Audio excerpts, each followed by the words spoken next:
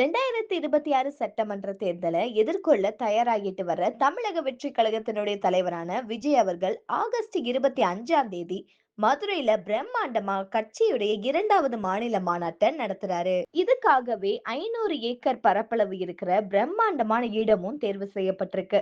மாநாட்டுல 20 லட்சத்துக்கும் மேற்பட்ட தொண்டர்களை திரட்டி வரணும் அப்படின்னு நிர்வாகிகளுக்கு உத்தரவும் பிறப்பிக்கப்பட்டிருக்கு. தமிழக அரசியல்ல புது வரவா இருந்தாலுமே பெரிய எதிர்பார்ப்பையே ஏற்படுத்தியிருக்காரு நடிகரும் தமிழக வெற்றி கழகத்தினுடைய தலைவருமான விஜய் அவர்கள். இப்போ ரீசெண்டா பிப்ரவரி மாசம் தான் கட்சி ஆரம்பிச்ச நிலையில அக்டோபர்ல விழுப்புரத்துல பிரம்மாண்டமா முதல் மாநில மாநாடு நடந்துச்சு. அதுக்கப்புறமா ஒர்க் ஃப்ரம் ஹோம் அரசியல்வாதி பனையூர் பண்ணையார் அப்படின்னு தளபதி விஜய் அவர்கள் மேல பல விமர்சனங்கள் வைக்கப்பட்டது. அது எல்லாத்தையுமே தவிடு பொடியாக்குற வகையில சென்னை ராயப்பேட்டையில இப்தார் நோன்பு திறக்கிற நிகழ்ச்சி, பரந்தூர் விமான நிலைய போராட்ட குழுவினரை சந்திச்சது, சிவகங்கை அஜித் இல்லத்துக்கு நேர்லயே போனது, சென்னையில பிரம்மாண்ட ஆர்ப்பாட்டம் அப்படின்னு அடுத்தடுத்து கள அரசியல் செஞ்சுட்டு வராரு தளபதி விஜய் அவர்கள். தொடர்ந்து தமிழகம் முழுசுமே சுற்றுப்பயணமும் மேற்கொள்ள போறாரு.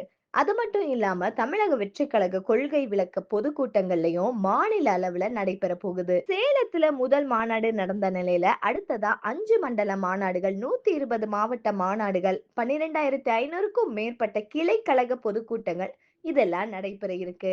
இதை விட முக்கியமா அடுத்த மாசம் மதுரையில 2வது மாநில மாநாடு நடக்கும் அப்படின்னு அறிவிச்சிருக்காரு தளபதி விஜய் அவர்கள். மதுரையில மாநாடு அப்படின்னு தளபதி விஜய் அவர்கள் அறிவிச்சப்போ பலத்த எதிர்ப்புகள் எழுந்துச்சு.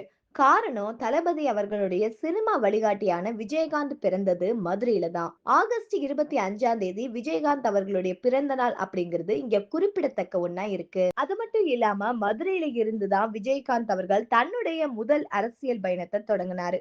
தேசிய முற்போக்கு திராவிடர் கழகத்தினுடைய முதல் மாநில மாநாடு அரங்கேறியதும் மதுரையில தான். இப்படி விஜயகாந்த் அவர்களுக்கு நெருக்கமான மதுரையை தளபதி விஜய் அவர்கள் தேர்ந்தெடுத்திருக்கிறது அரசியல் பயணத்தின் மேல பெரிய எதிர்பார்ப்பையே ஏற்படுத்தியிருக்கு. மாநாட்டுல விஜயகாந்த் அவர்கள் பத்தி நிச்சயம் தளபதி பேசுவாரு அப்படின்னு சொல்லிட்டு வராங்க. விஜயகாந்த் ஆதரவு வாக்குகளும் தளபதிக்கு கிடைக்கலாம் அப்படின்னு சொல்லப்படுது. இதெல்லாம் ஒரு புறம் இருக்க, மாநாட்டை பிரம்மாண்டமா நடத்தணும் அப்படின்னு உத்தரவு பிறப்பிக்கப்பட்டிருக்கு. இதுக்காக விருதுநகர் டு தூத்துக்குடி தேசிய நெடுஞ்சாலையில பாரப்பத்தி பகுதியில கிட்டத்தட்ட 500 ஏக்கர் இடம் தேர்வு செய்யப்பட்டிருக்கிறதா சொல்லப்படுது. 300 ஏக்கர் பரப்பளவுல பிரம்மாண்ட மாநாடும், 200 ஏக்கர் பரப்பளவுல பார்க்கிங் வசதியும் அமைக்கப்பட இருக்கு. திருச்சி தொடங்கி திண்டுக்கல், தேனி, சிவகங்கை, ராமநாதபுரம், நெல்லை, கன்னியாகுமரி, தூத்துக்குடி, தென்காசி மாதிரியான தென் மாவட்டங்கள் மட்டுமே இல்லாம தர்மபுரி மாதிரியான மேற்கு மாவட்டங்கள்ல இருந்தும், புதுக்கோட்டை மாதிரியான கிழக்கு மாவட்டங்கள்ல இருந்தும், விழுப்புரம், சென்னை மாதிரியான வட மாவட்டங்கள்ல இருந்தும் கிட்டத்தட்ட 20 லட்சத்துக்கும் மேற்பட்ட தொண்டர்களை திரட்டிட்டு வரணும் அப்படிங்கிற ஒரு உத்தரவும் பிறப்பிக்கப்பட்டிருக்கு. போன மாநாட்ட மாதிரியே பிரம்மாண்டமான கொடி கம்பமும் ஏத்த போறாங்க. இதுக்காகவே தனியா ஒரு நிலமும் குத்தகைக்கு பெறப்பட்டுள்ளதா சொல்லப்படுது.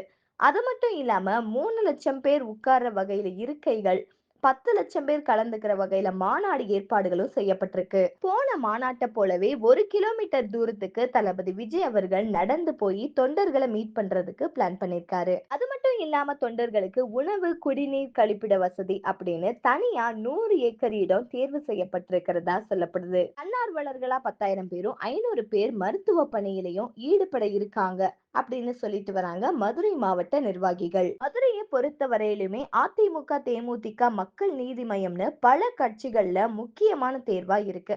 ஏன் கடந்த சில மாசங்களுக்கு முன்னாடி கூட டிஎம்கே செயற்குழுவை அங்கதான் நடத்துச்சு. வட மாவட்டங்கள்ல தளபதிக்கு செல்வாக்கு இருக்கிற நிலையில தென் மாவட்ட செல்வாக்க பறைசாற்ற வகையில தான் மதுரையை தேர்ந்தெடுத்திருக்கிறார் விஜய் அப்படின்னு சொல்லிட்டு வராங்க அவருடைய கட்சியினர். அது மட்டும் இல்லாம பல கட்சிகளை மாதிரி இல்லாம தங்களுடைய சொந்த செலவிலேயே தொண்டர்களை திரட்டிட்டு வர ஏற்பாடு செய்யப்பட்டிருக்கு. எந்தவித பிரச்சனைகளுமே இல்லாம மாநாட்டை வெற்றிகரமா நடத்துறதுக்கு தீவிரம் காட்டிட்டு வராங்க தமிழக வெற்றிக் கழக நிர்வாகிகள். இந்த மாதிரியான லேட்டஸ்ட் தாவேகா அப்டேட்ஸ்லாம் உடனுக்குடனே தெரிஞ்சுக்கணும்னா மறக்காம நம்ம சேனல் சப்ஸ்கிரைப் பண்ணி ஷேர் பண்ணுங்க. பாய், தேங்க்யூ.